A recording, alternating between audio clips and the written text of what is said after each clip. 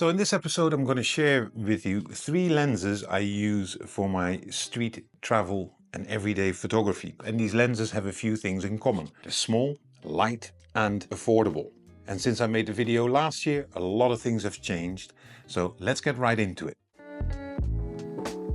My first lens is a classic. It is the Fujifilm 27mm f2.8, a lens released quite a long time ago. It's really one of the few Fuji native lenses which is actually a pancake. There is a second version of this lens, an iteration, which is basically having an aperture ring and is weather sealed. I always seem to come back to this 27mm lens, and the main reason for it is, well, there's actually two. First of all, its focal length. 27mm is roughly 40mm on full frame, so it's very close to the eyesight that we have and our field of view. And secondly, this lens has something special in my opinion. Every time I see pictures taken with this lens, I think it's from my Leica Q. And then I look at the actual data and it's like, hold on, it's my X-T30 Mark II with this lens, and it just renders a specific quality here. There is something about the colors, there's something about how this lens renders. To be very honest, it's not the most perfect lens. The autofocus is a bit choppy. For video, I wouldn't use it because the aperture blades are cracking, and again, the autofocus isn't that good. But for photography, I would always pick this with me, not only because of its size, but because of its character.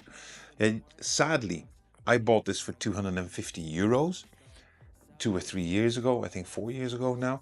Nowadays, this lens is getting more and more expensive. It's now roughly between well-used copy 275 here in Europe and 350 to even 390. The Mark II is still out there, but that's about 450 bucks.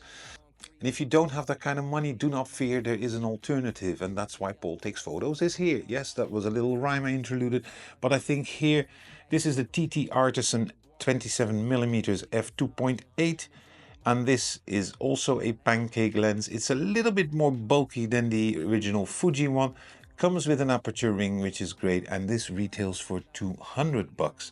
But regardless, this is a great alternative. The autofocus is a lot better. I still wouldn't use it for video, but that's probably because I'm a bit critical. It does have a little bit more vignetting, but for this price it's a great companion.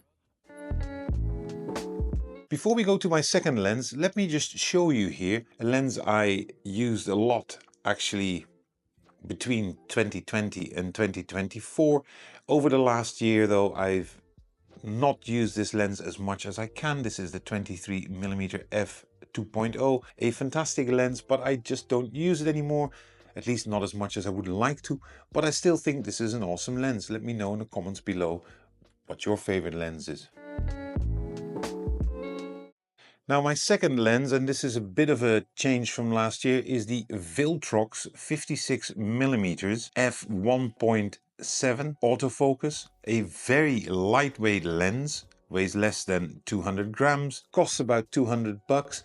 But just to give you a little summary, this lens has actually pushed out one of my favorite lenses on all my mounts, which is the Sigma 56mm f1.4. This lens is a lot more expensive. I think it's one of the best lenses made, but it's also a lot heavier. And you know, I'm getting older, I don't like to carry that much. This is light. The great thing is, what I don't see in this lens, which you see so much in many Viltrox lenses, is the fringing or chromatic aberration, which this lens doesn't seem to have.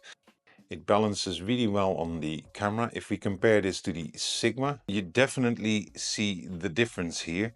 And this might sound minute, and it is in many ways, but I just feel that the Viltrox provides the best value for money and the best shooting experience.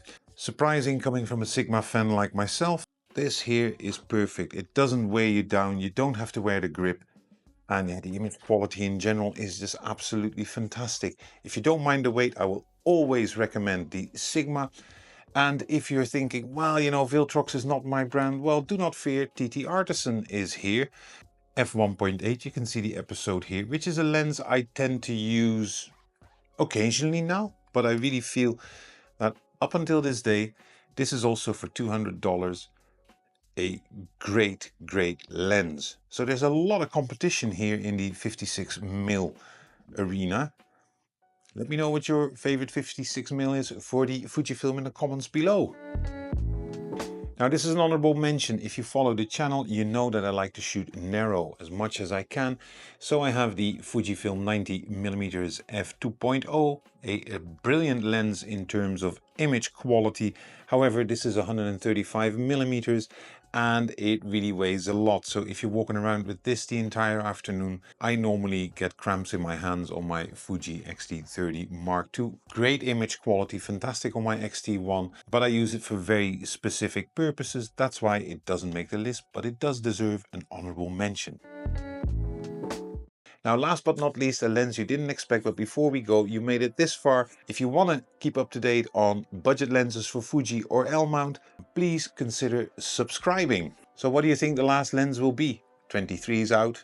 Yes, it is a lens. I never expected it to be that versatile. That is the Fujifilm 16mm f2.8. I've always used this to shoot video on this channel here, yeah? So my talking heads largely were from this lens. About a year ago, I went on a trip to Poland, and instead of bringing my 23, I mistakenly bought my 16. And that really opened my eyes. It's a 24mm equivalent. And the great thing about photography is I think this is probably, out of all the lenses, a great one when you go for family, because it's a relatively wide view. You have incredibly close focusing distance, so you can take shots of your coffee, what I normally tend to do, or tea.